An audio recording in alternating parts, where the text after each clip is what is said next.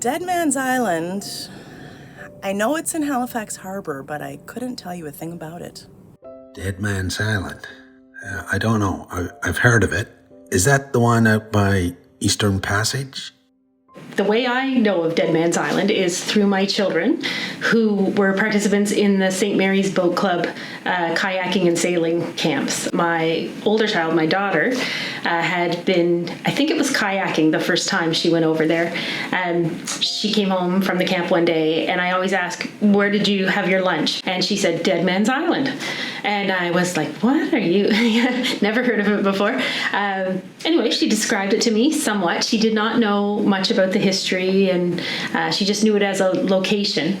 It's just before the Dingle Island, so she introduced it to me.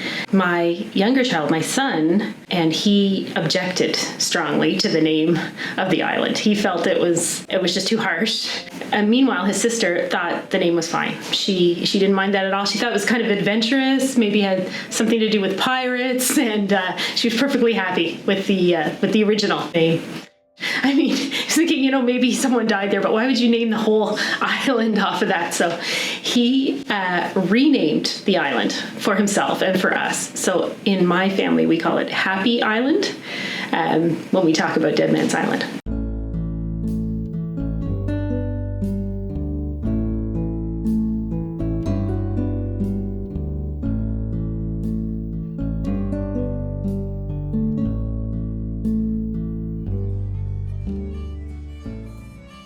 My name's David Backman, and I'm the owner and operator of Northwest Arm Boat Tours. I've had this business on the Arm for 4 years now, and I hope to be here for many years to come.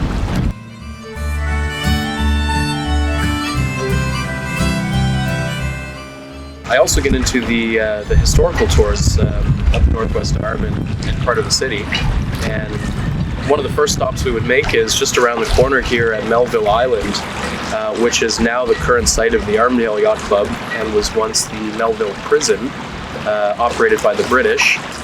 During every major British conflict since British settlement here in Nova Scotia, there's been prisoners from France, the United States, possibly Spain, and various other nations that were in conflict with the British.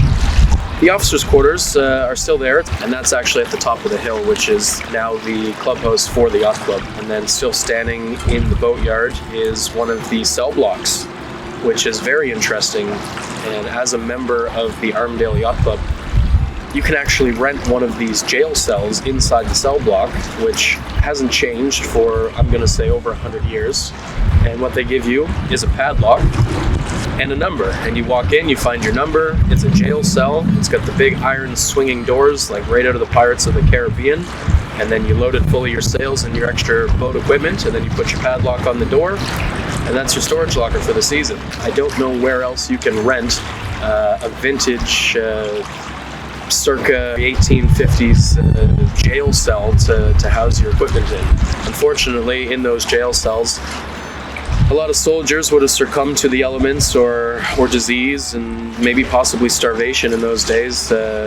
Jails were not really a place you wanted to end up, and if you did, your life expectancy was definitely shorter. Those that didn't make it were ferried across the water from Melville Island over to Deadman's Island.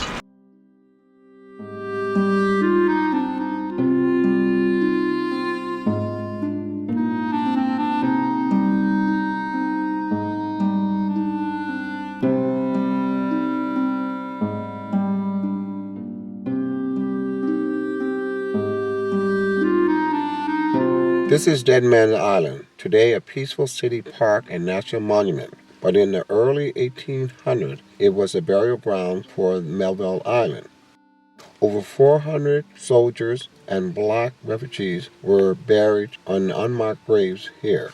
Among those who died, over 107 black refugees, men, women, and children, who came to Halifax after the War of 1812, were quarantined in the hospital while they waited for their land that was promised to them by the British.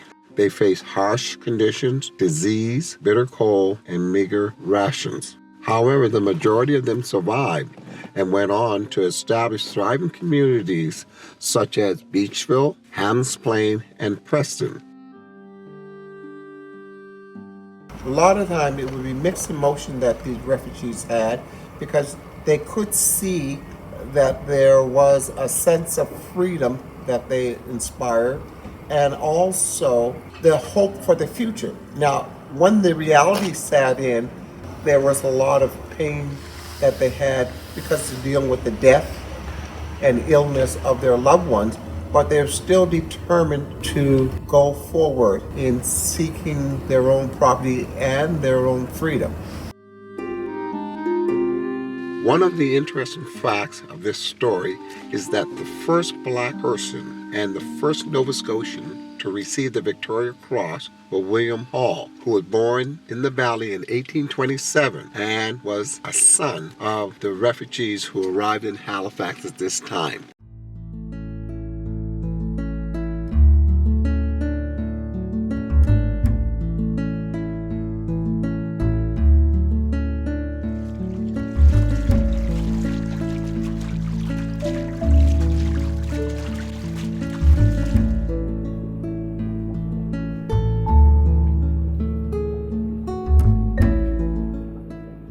As seen behind me, Deadman's Island is a point of interest on my historical tours that I give. A lot of locals like to come here and hear some of the stories and maybe even pay their respects to the soldiers who were perished in the prison and buried here in largely unmarked graves. There's lots of tales of this island. Some are ghostly and some not so much.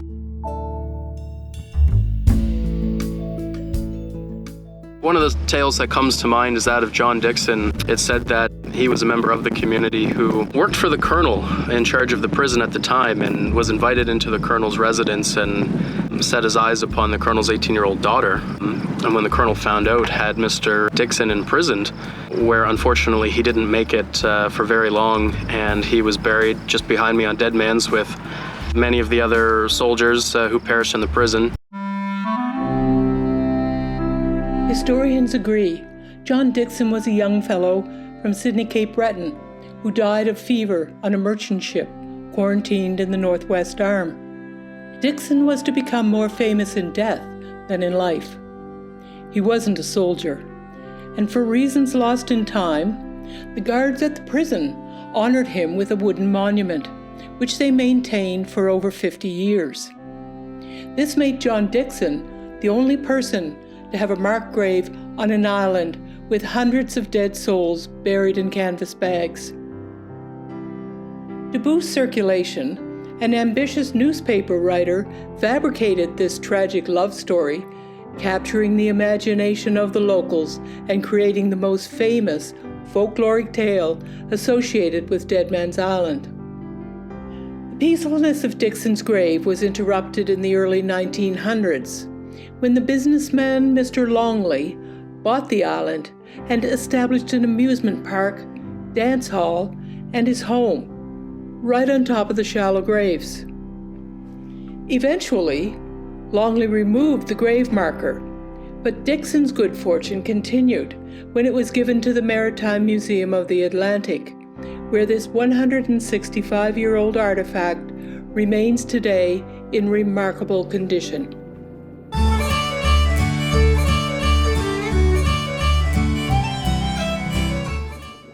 I'm Ron Gilkey, and I spent the first 24 years of my life growing up in this area of Deadman's Cove and then the next cove over called Melville Cove. When we were kids, we basically the area around here was our playground both summer and winter. In the summertime we fished, we swam, we sailed boats, we played in and around the water, we played cowboys in the woods in the area of both in the Melville Cove area and in the Deadman's Cove area.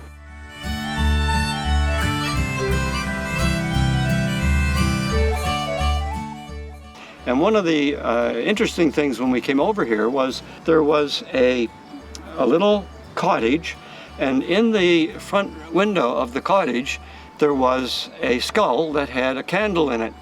And we always thought it was just a ceramic skull that you would buy at a store somewhere with a candle in it. But later when we found out that in fact Deadman's Island is a very large burial ground, we kind of wonder now whether or not that was potentially a human skull that was in that window. But it certainly used to scare us when we walked by at times, no doubt about that.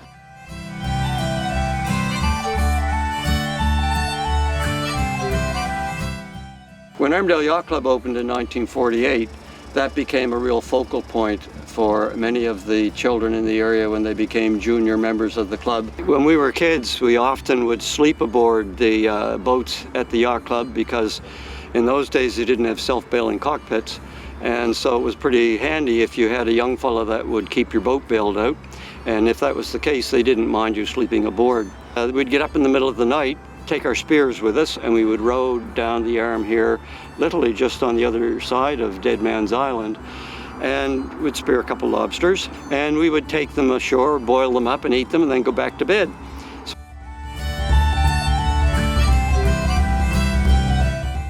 Four generations of the Gilkey family had lived in this area over time, and in the case of my mother, she at one time was a member of a group of looked like about 20 or 30 kids who Mr. Martin took across the arm to have ice creams at the old Jubilee Boat Club.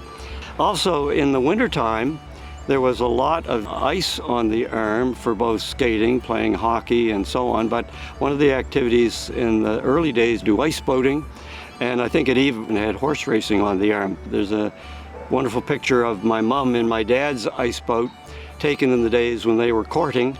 It was about as idyllic a lifestyle as I could ever picture. It's well worth a visit for anyone who comes to Halifax to come here and see a piece of the history of this city, a piece that for many, many years has been neglected and is only now starting to be better known to many people.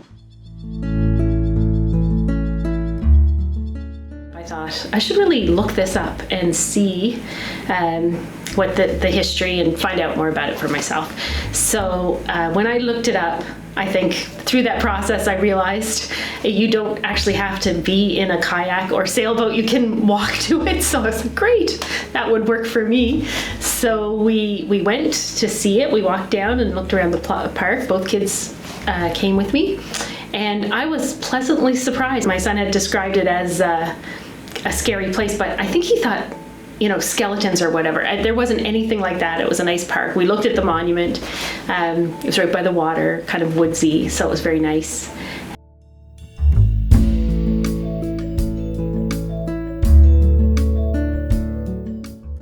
At one point in time, for well over a century, the Northwest Arm was a huge source of recreation for Haligonians and people visiting this province and this city.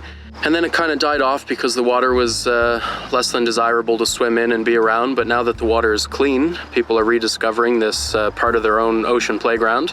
And I hope to see lots more of that to come.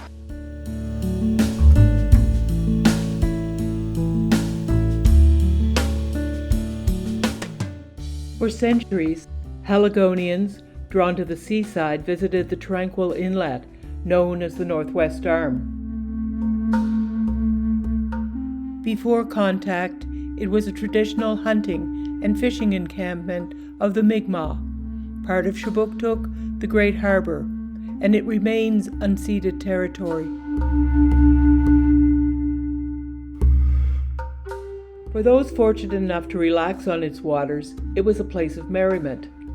But for the ill-fated, sent there under government orders, it was a place of misery, despair, and death. Many soldiers, sailors, and refugees found themselves on quarantine ships, hospitalized, or in prison. Today, the island welcomes the curious, the historical enthusiast, and the recreational explorer. Visit the island, walk down the path, or borrow a free canoe from the St. Mary's Boat Club and paddle over. Deadman's Island Park holds our history and memories. By knowing the past, we make it personal. We reclaim it, earning the right to enjoy it and the responsibility to protect it. Our public lands are precious. Cherish them.